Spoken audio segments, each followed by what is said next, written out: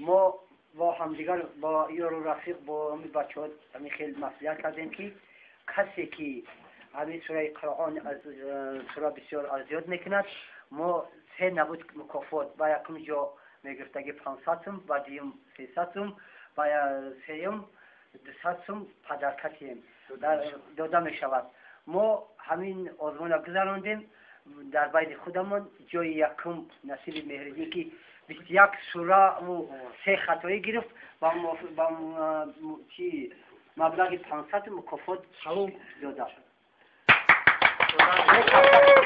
شکر نمیده در اسلام، شکر ندنیم.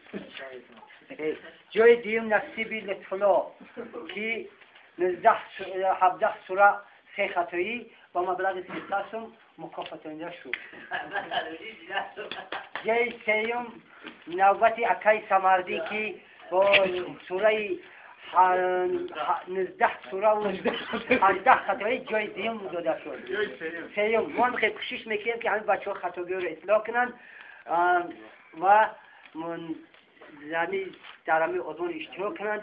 چی مورد مقصد دارم با مورد مقصد دارم ما بعد 5 مارس همین سال همین خیلی بین بچه ها مسئولیت کردیم که کسی که جای قاعده بغدادی از سوره اما تا سوره قل اعوذ برب الناس چندی که میتواند ارزیابی کند با جای یکم با مبلغ 3,500 زیاده 3,500 جای دیوم نصیبی 2,000 جای سیم نصیب 1,000 مکافات میشود و همین آزمون را 5 مارس باشد آغاز میکنیم در بین بچه‌ها. به همت موفقیت های کامل آرزوام پروردگار چه مورد مقصد دارم با مورد مقصد رسانم همین علم مبارکی ما را در دل تو جا کنه. الله اکبر. تشکر این مرد بچه‌ها تبریک میگم.